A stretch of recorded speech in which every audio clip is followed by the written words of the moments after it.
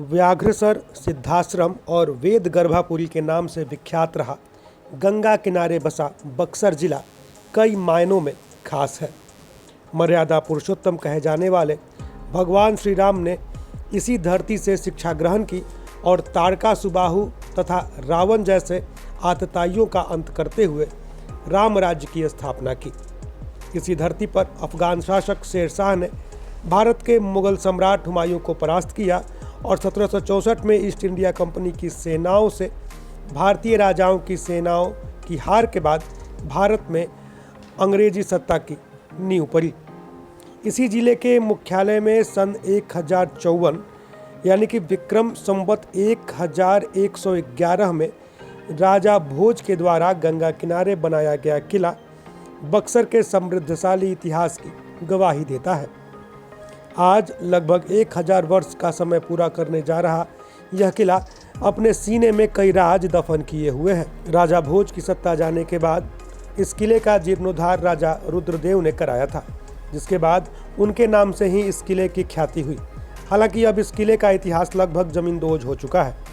यहाँ अब जिला अतिथि गृह बना दिया गया है और वर्ष 2024 में उसके नए विस्तारित भवन का भी निर्माण पूरा हो चुका है। ऐसे में यह किला अब केवल अतिथि गृह के नाम से ही जाना और पहचाना जाएगा।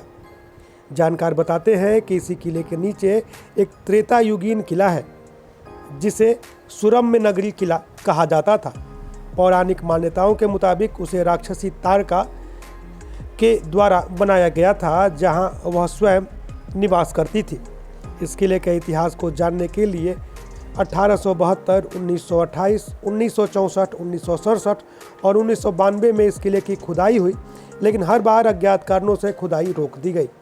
हालांकि खुदाई के दौरान कुछ प्रतिमाएं आदि प्राप्त हुई हैं, जिन्हें आज भी किले के समीप ही बनाए गए स्वर्गीय सीताराम उपाध्याय स्मृति संग्रहालय में रखा गया है। इतिहास के सबसे छोटे किले के रूप में विख्यात इस किले के चारों तरफ गड्ढा बनाया गया है, जिसमें हमेशा पानी भरा रहता था, जिससे कि आक्रमण के दौरान उसमें भरे पानी को पार कर कोई भी आक्रमणकारी किले में प्रवेश ना कर सके।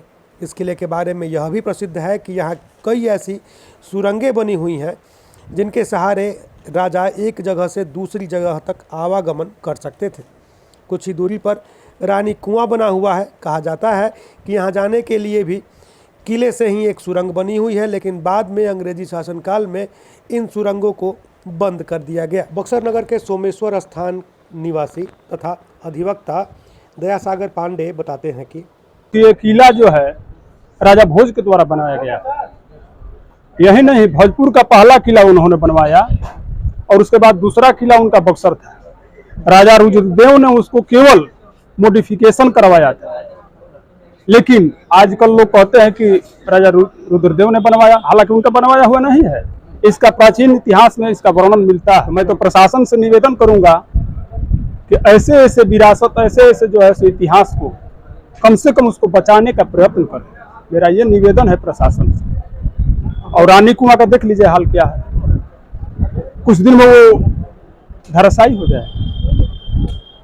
कहीं बचाने का प्रयास जो है सो प्रशासन के द्वारा कभी नहीं किया गया। कटाव है, खड़ा है एकदम कुआं, उसको कम से कम पत्थर से वगैरह वगैरह से उसको सुरक्षित किया जाता है। सामाजिक कार्यकर्ता कंचन देवी बताती हैं कि किले के समीप ही भैरवनाथ का मंदिर है।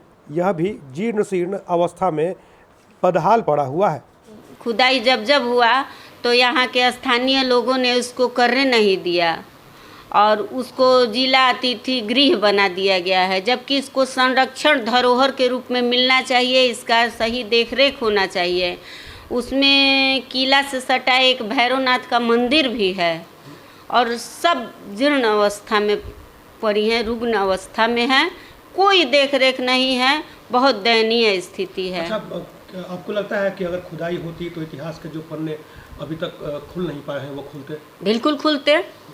खुदाई से ही मान लीजिए जितना भी सिविलाइजेशन के बारे में हम पढ़ते हैं, जानते हैं, जो भी जानते हैं, वो सिंधु घाटी सभ्यता से लेके राम मंदिर से लेके जो भी है नालंदा के खंडहर तक सब भी खुदाई से ही तो स्पष्ट होती है, अभिलेख मिलता है, उस समय से रिलेटेड चीज़ें प्राप्त होती हैं, वास्तुशिल्प सब कला सब के बारे में ज्ञात होता है खुदाई से ही, जिसमें इन लोगों ने रोक लगा दिया। 2 बार हुआ, एक बार आशुतोष बनर्जी पटना विश्वविद्यालय के द्वारा हुआ था, जिसमें स्थानीय लोगों ने उस पर रोक लगा दिया, और आज उसको जिला अतिथि गृह बना करके और सरकारी आवास और सरकारी यूज़ में लिया गया है। धरोहर का कहीं नाम निशान ही नहीं है, पीछे से टूट रहा है, इधर से स्टेडियम का रूप दे दिया गया है, किला का तो नामो ही निशान ख़त्म कर दिया है लोग। बहरहाल जिले के हर प्रबुद्धजन को यह उम्मीद है कि किले के संरक्षण के लिए सरकार और प्रशासन के द्वारा पहल जरूर की जाएगी, ताकि यह विरासत आगे आने वाली पीढ़ियों के लिए एक निशानी के रूप में जरूर मौजूद रहे।